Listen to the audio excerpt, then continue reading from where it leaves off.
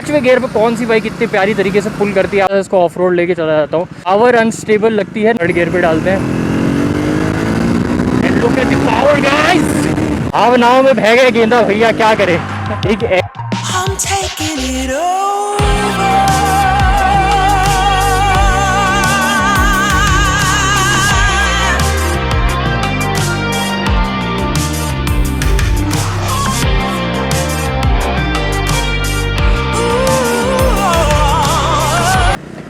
जो मेरे first impressions है, बैठते ही बाइक कैसी लगती है। बैठते ही बाइक आपको जो है कमांडिंग पोजीशन लगती है। ऐसा लगता है कि आप ऑल्टो से सीधा स्कॉर्पियो एन पे आके बैठ गए हैं, यानी कि एक अच्छी कमांडिंग पोजीशन आपको मिलती है। फील्ड ऑफ व्यू की बात करें तो यहाँ पे वो भी काफ़ी अच्छा मिलता है। आप सब कुछ देख पाते हैं, कुछ भी ऐसा नहीं होता है जो आपसे मिस हो जाए, क्योंकि जो इसके साइड व्यू मिरर हैं, रियर व्यू मिरर हैं, वो काफ़ी ज़्यादा प्यारे हैं। वो अच्छी आपको जो है विजिबिलिटी देते हैं।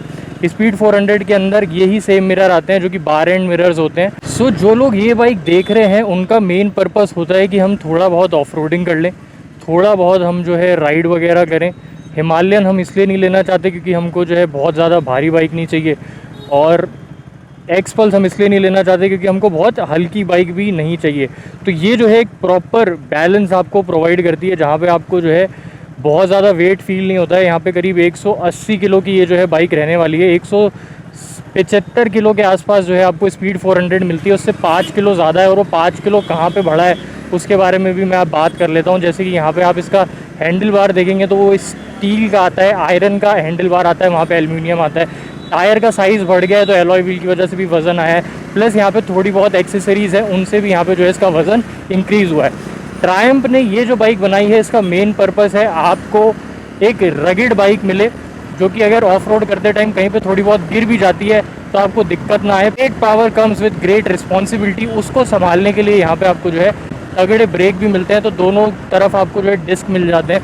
और ब्रेकिंग बाइट की अगर मैं बात करूँ तो वो मुझे बहुत ज़्यादा प्यारी लग रही है। डिस्पाइट इस बाइक के अंदर आपको जो है फ्रंट में या बैक में कहीं पे भी सेंटर्ड ब्रेक पैड्स नहीं आते हैं। यहाँ पे आपको नॉर्मल ऑर्गेनिक ब्रेक पैड्स मिलते हैं जो कि T4 के अंदर मिलते हैं। और सबसे प्यारी जो चीज़ है इस बाइक की, वो मेरे को लगी है इसकी पोजीशन, क्योंकि यहाँ पे मैं लीन होके नहीं बैठा हूँ, यहाँ पे मैं जो है एकदम अपराइट होके बैठा हूँ।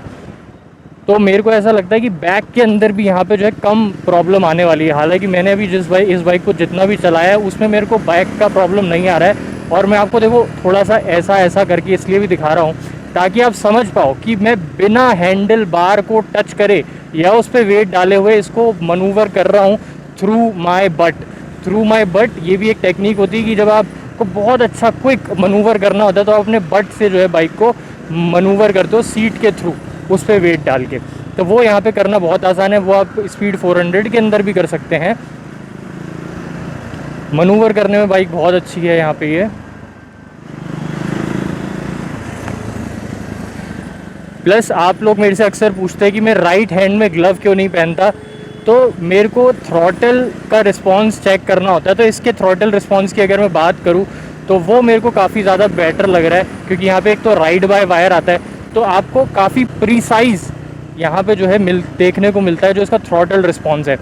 फॉर एग्जांपल मैं इसको अभी 5वें गियर में है, 5वें गियर में भी काफ़ी स्मूथ चल रही है। कितनी स्लो स्पीड पे समझो आप, मैं 5वें गियर पे इसको चला रहा हूँ 45 की स्पीड में।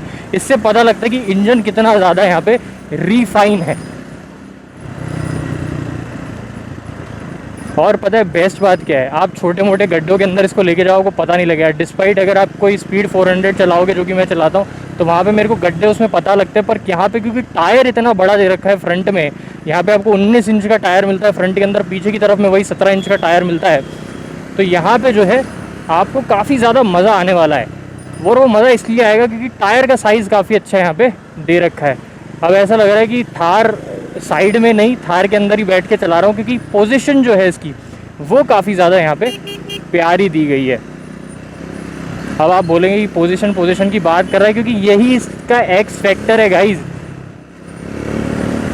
यहाँ पे आपको जो सिटिंग पोजीशन मिलती है वो बहुत ज़्यादा यहाँ पे प्यारी देखने को मिलती है।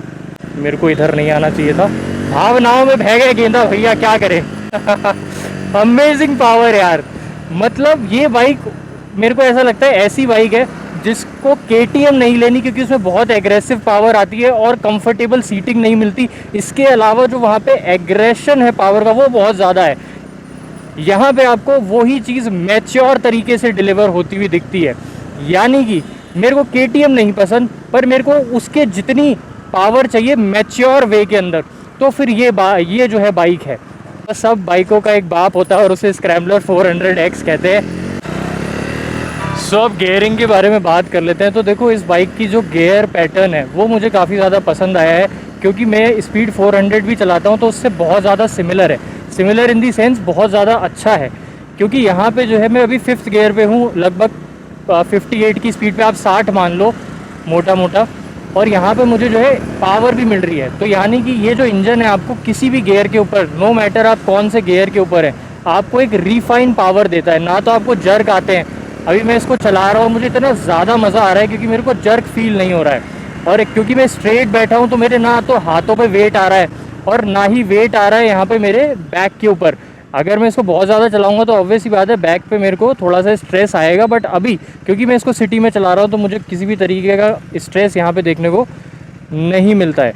सबसे बेहतरीन चीज़ मैं आपको बताऊँ, ये मेरे को पता नहीं लोग नोटिस क्यों नहीं करते, पर इंस्ट्रूमेंट क्लस्टर ना एक ऐसी चीज़ होती है जो किसी भी बाइक का बहुत ज़्यादा इंपॉर्टेंट होता है, और इस बाइक का भी है। इस बाइक का एनालॉग प्लस LCD यहाँ पे जो है हमको इंस्ट्रूमेंट क्लस्टर देखने को मिलता है, जिसकी वजह से होता क्या है, होता ये है कि यहाँ पे जो है हम जल्दी से रेड लाइट क्रॉस कर लेते हैं क्योंकि सिग्नल है हमारा, नहीं तो कोई बीच में आ जाएगा। जिसकी वजह से होता ये है दोस्तों, मैं अच्छे से रीड कर पाता हूँ कि मैं कौन से गियर में हूँ, कौन सी स्पीड में मेरी बाइक है, और ये ट्रायम्फ की हर बाइक के अंदर ये खूबी रही है, यहाँ पे आप कंप्लेन कर ही नहीं सकते। और टर्निंग रेडियस की बात कर लेते हैं तो टर्निंग रेडियस बहुत ज़्यादा प्यारा मिलता है इस बाइक का। और मैच्योर पावर किसे कहते हैं, मैच्योर पावर इसे कहते हैं कि डिस्पाइट मैं जो है एग्रेसिव एक्सेलेरेशन कर रहा हूँ, उसके बावजूद भी मुझे जो है यहाँ पे ऐसा नहीं देखने को मिलता कि यार बाइक सामने से एकदम उठी गई है या डिसबैलेंस हो गई है, क्योंकि यहाँ पे एक तो वेट कम है इसका प्लस पावर काफ़ी ज़्यादा है। तो ना तो वो पावर अनस्टेबल लगती है ना बाइक अनस्टेबल लगती है। इतने प्यारे इस बाइक के जो है डायनामिक्स आपको दिए गए हैं। यहाँ पे जो है आपको इसके अंदर स्विचेबल ABS भी मिलता है, ऑफ रोड मोड उसे कहते हैं, जहाँ पे आप अपने दोनों टायर्स के ABS ऑफ कर सकते हैं, प्लस ट्रैक्शन कंट्रोल भी आप इस बाइक का जो है ऑफ और ऑन कर सकते हैं डिपेंडिंग ऑन कि आप कैसे टेरेन के ऊपर जो है बाइक चला रहे हैं। अब जैसे कि मैं जो है यहाँ पे आप देखो थोड़ा सा इसको ऑफ रोड लेके चला जाता हूँ, तो यहाँ पे जो है मेरे को छोटे मोटे गड्ढे तो बिल्कुल भी किसी भी तरीके से पता लगते ही नहीं है। ये सबसे प्यारी बात लगती है मेरे को इस बाइक की, कि आप इसको बिना सोचे समझे लेके जा सकते हैं। अगर बाइक का ग्राउंड क्लियरेंस अच्छा हो तो यहाँ पे इस बाइक का जो है ग्राउंड क्लियरेंस भी बहुत प्यारा है, तो वो भी एक चीज़ जो है आपको अच्छी लगती है कि आपको जो है सोचना नहीं है 2 बार। प्लस यहाँ पे जो इस बाइक के सस्पेंशन है वो बहुत ज़्यादा प्यारे हैं, और एक ऑफ रोड बाइक, एक एडवेंचर बाइक के जो है सस्पेंशन प्यारे होना लाजमी भी है। जहाँ पे मेरे को हिमालयन, अगर आपने कभी चलाई तो हिमालयन के सस्पेंशन आपको बहुत ज़्यादा स्टिफ लगेंगे, ऐसा लगेगा कि कुछ जो है बहुत ज़्यादा रगड़ चीज़ दे दी है। जाओ ना यार, जाना है तो लेफ़्ट जाइए, जाना है तो हमको जाने दीजिए। उन लोगों को बहुत ज़्यादा इंटरेस्ट करेगी जिनको हिमालयन और KTM पे नहीं जाना, ना तो बहुत ज़्यादा पावर चाहिए ना बहुत ज़्यादा उनको जो है वेट चाहिए, तो वो लोग इस बाइक को जो है कंसिडर करेंगे। उनको ऐसा चाहिए कि यार एक अच्छा पावर टू वेट रेशियो मिल जाए। अब जैसे मेरे को सिग्नल्स पे निकालना है, 4 सेकंड बाकी हैं, तो मैं ओवर स्पीडिंग भी नहीं कर रहा हूँ। प्लस आपको पता है सबसे प्यारी चीज़ क्या है, कि आप किस बाइक के अंदर जल्दी से अडेप्ट कर पाते हो। अब ये बाइक ऐसी बाइक है कि मैं इसको काफ़ी देर से चला रहा हूँ, पर बाय द टाइम जब से मैं इसको चला रहा हूँ मेरे को ऐसा नहीं लग रहा कि मैं कोई बहुत अलग मशीन चला रहा हूँ या मैं कोई पहली बार 400 सीसी की बाइक चला रहा हूँ। आपको अडेप्ट करने में बहुत ज़्यादा इजी लगेगी। ऐसा लगेगा कि यार आप कोई 250 सीसी की बाइक चला रहे हो, पर आपको पता है आपके नीचे 400 सीसी का एक मैसिव बीस्ट इंजन है जो कि आपके पुल करते ही खींचेगा कुछ इस तरीके से। नो मैटर वॉट आप कौन से गियर पे, 5वें गियर पे कौन सी बाइक इतनी प्यारी तरीके से पुल करती है आप मुझे बताओ। सारी बाइक का जो पावर बैंड होता है 3रे या 4थे गियर के अंदर होता है। ये ऐसी बाइक है, आप नो मैटर आप कौन से गियर पे हो, आप बस इसको खींचो। आप में क्षमता है तो बाइक आपको कहेगी ले जा मुझे समुद्र के पार, ले जा मुझे आसमान के पार। 16,600 किलोमीटर इस बाइक पे जस्ट अभी कंप्लीट हो चुके हैं। तो कॉन्ग्रेचुलेशंस जिस राइडर की ये बाइक है। और अगर आप जयपुर से हो और आप चाहते हो कि मैं आपकी बाइक को रिव्यू करूं, तो आपको आपकी बाइक को मुझे 2 से 3 घंटे का टाइम देना पड़ेगा, क्योंकि मेरे को 1 घंटा तो बाइक को अडेप्ट करने में चाहिए रहता है, समझने में चाहिए रहता है कि किस तरीके से जो है बाइक परफॉर्म करती है। फिर उसके बाद मैं जो है अपना रियल रिव्यू बता पाता हूँ। कंपनी की बाइक लेने में मेरे को मज़ा नहीं आता, क्योंकि यार वो टेस्ट राइड बाइक्स होती हैं और इतना ज़्यादा टाइम भी नहीं मिलता, तो वो मैं उसको रिव्यू कैसे कंसिडर करूँ मेरे को समझ नहीं आता। थर्ड गियर पे डालते हैं, and look at the power guys, amazing यार। और सबसे पता है बड़ी बात क्या है, सबसे बड़ी बात ये है कि बाइक स्ट्रेस नहीं मांग रही है। बाइक ये नहीं बोल रही है कि मेरे को इधर वाइब्रेशन हो रहा है, उधर वाइब्रेशन हो रहा है। हल्का सा फुट पैक पे आपको जो है बजिंग फील होगी, वाइब्रेशन उसको आप कंसिडर कर ही नहीं सकते। तो सबसे प्यारी बात यह है, इतनी रिफाइंड मशीन 400 सीसी के अंदर आई डोंट थिंक कि आपको मार्केट में अभी मिलेगी।